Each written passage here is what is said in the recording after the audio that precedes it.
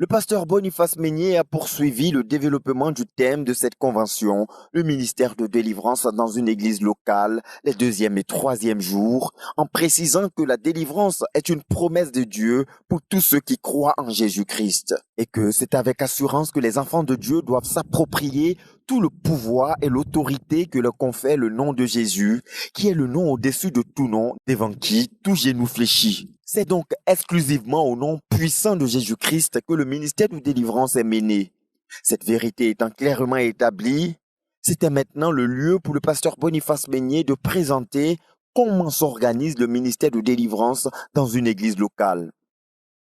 À cet effet, il fait une claire distinction entre le don de délivrance et le ministère de délivrance, tout en expliquant les implications du ministère de délivrance. Il y a le don de délivrance. Et il y a le ministère de délivrance. Quand c'est organisé,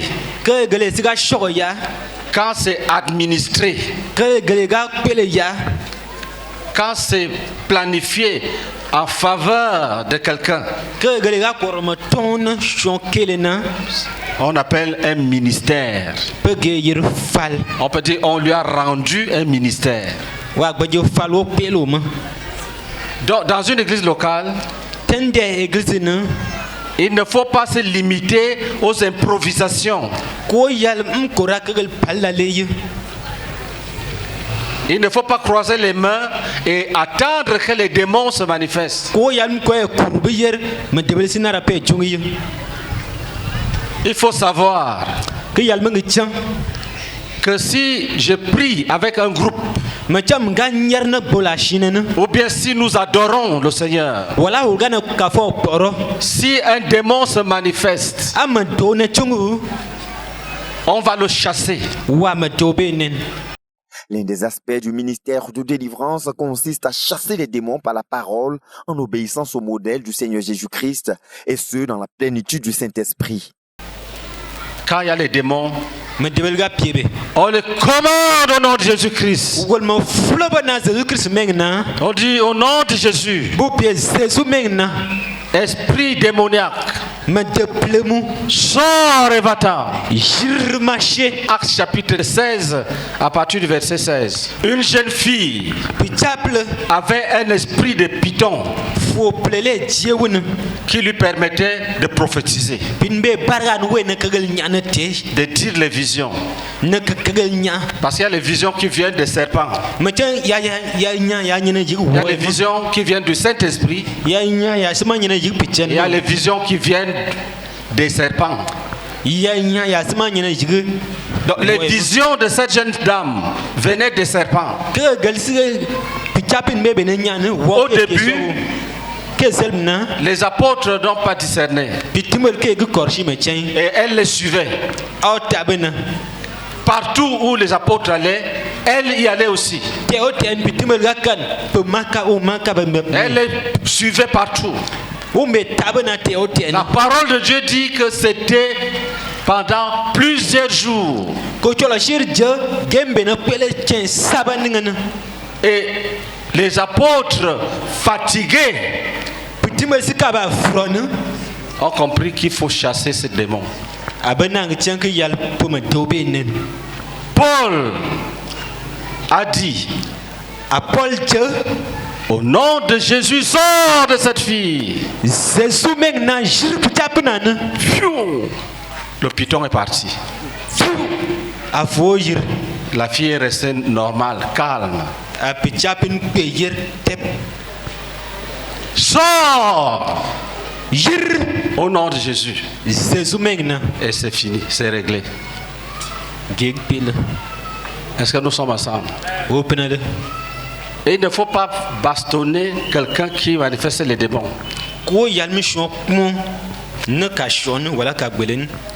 Jésus chassait les démons par sa parole.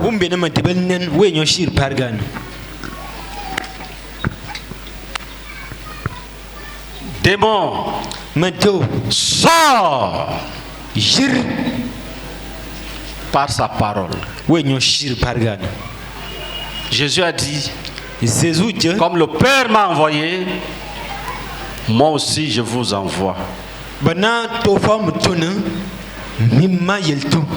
Toi tu vas chasser les démons avec quoi? Tu vas chasser les démons avec la parole. Comme qui? Comme Jésus qui t'envoie. Ne prends pas 3 litres d'olive. Tu dis à quelqu'un de boire. N'invente rien. Ne commence pas. Si tu commences, ça va se développer.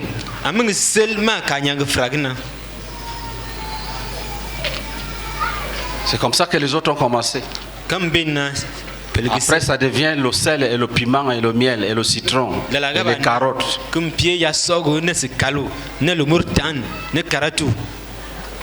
Jésus chassa les démons par sa parole.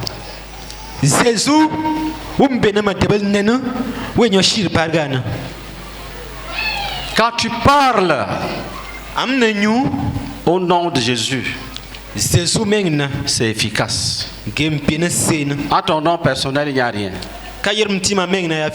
Tu dis, je parle aux démons au nom de Jésus. C'est fini. Un autre pan du ministère de délivrance, c'est le brisement des liens malsains de famille et autres liens.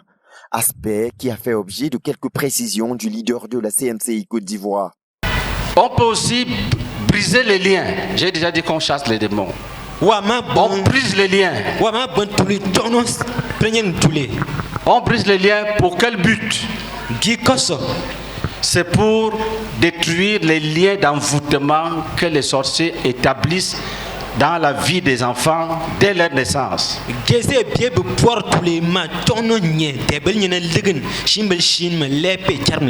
Quand on amène un enfant chez les féticheurs et qu'on fait sur lui des incisions ou des scarifications, ce sont des liens, mais des liens que nous appelons malsains, des mauvais liens. Une sœur disait que quand leur grand-mère est décédée, on les a pris, on est parti laver leurs pieds sur le cadavre de leur grand-mère.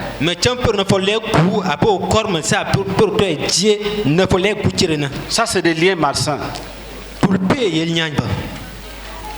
Quand tu t'en vas chercher le python pour venir vous garder, pour vous protéger, c'est un lien malsain.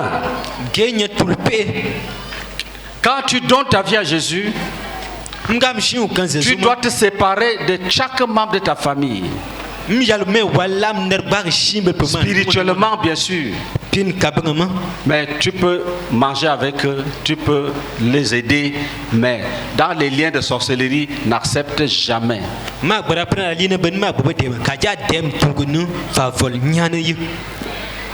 Tu n'adoreras plus leur Dieu. Donc un homme à qui on a brisé les liens est désenvoûté. C'est comme on te sort de la prison. C'est pour cette raison qu'il y a beaucoup de délivrance et de guérison après le brisement des liens. Certaines maladies sont liées au péché. De telle sorte que quand tu arrêtes de commettre ce péché, le démon s'en va aussi. Est-ce que nous sommes ensemble? Et pour aller plus loin, si tu rencontres un sorcier authentique, quelqu'un qui te dit, là où tu me vois, je sors du corps, je mange la chair, j'ai les collègues de sorcellerie, là il doit renoncer à la sorcellerie avant le brisement des liens. Il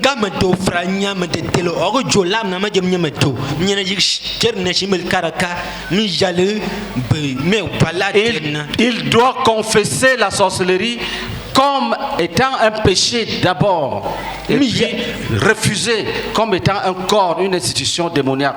La refuser et briser les liens ensuite.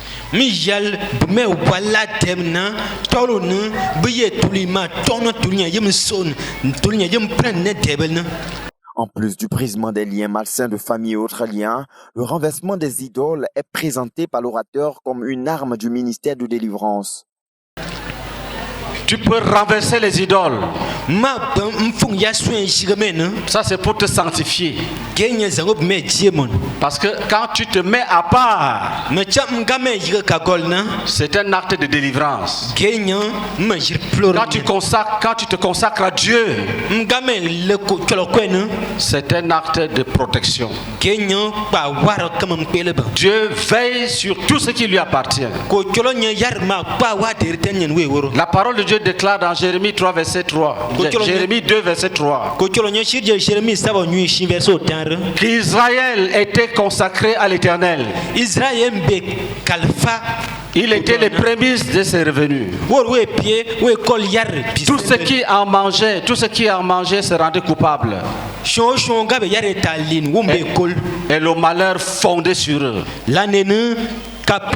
Ça veut dire que quand tu es consacré à Dieu, si quelqu'un lève la main contre toi, le Seigneur frappe. Il détruit cette main-là. Après quoi, il a aussi parlé du renversement des principautés personnelles et familiales qui conduit au niveau le plus élevé de la délivrance.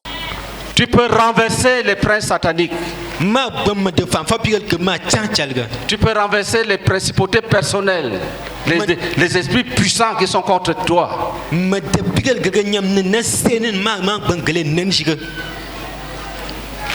Tu peux renverser les principautés de ta famille. Tu peux exercer l'autorité en engageant les combats spirituels qui sont basés sur une intercession sans cesse. Le Seigneur m'avait dit, tant que vous n'avez pas enseigné que les démons plus puissants ne sont chassés que par le jeûne de la prière, tout votre enseignement sur la délivrance reste incomplet.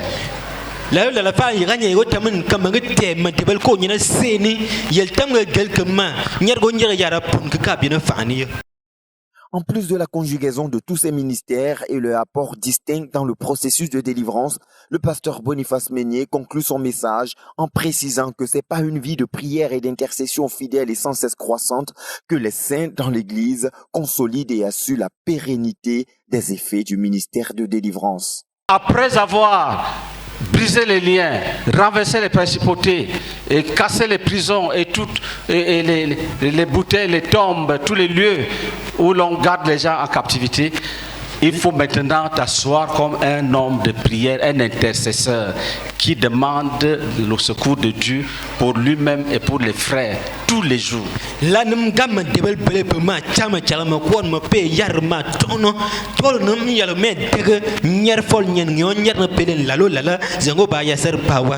choses ne s'arrêtent pas au brisement des liens. Les choses ne s'arrêtent pas au renversement des principautés. Les choses continuent à travers une vie de combat spirituel. Tu dois avoir des sessions de combat spirituel. Pour toi-même, tu dois prendre ton assemblée que tu diriges. Il faut bombarder 2 heures d'intercession pour casser les complots, pour frapper tous les petits sorciers qui sont au quartier qui vous attaquent, pour casser les barrières qu'ils ont placées sur vous, sur votre chemin, pour commander que tous les sorts, toutes les petites flèches qu'ils ont lancées sur vous retournent dans leur camp,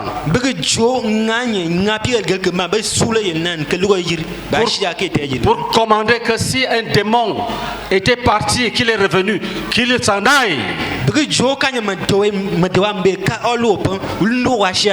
Tu dis démon, toi qu'on avait chassé, qui est revenu, Nous t'ordonnons maintenant même au nom de Jésus de partir.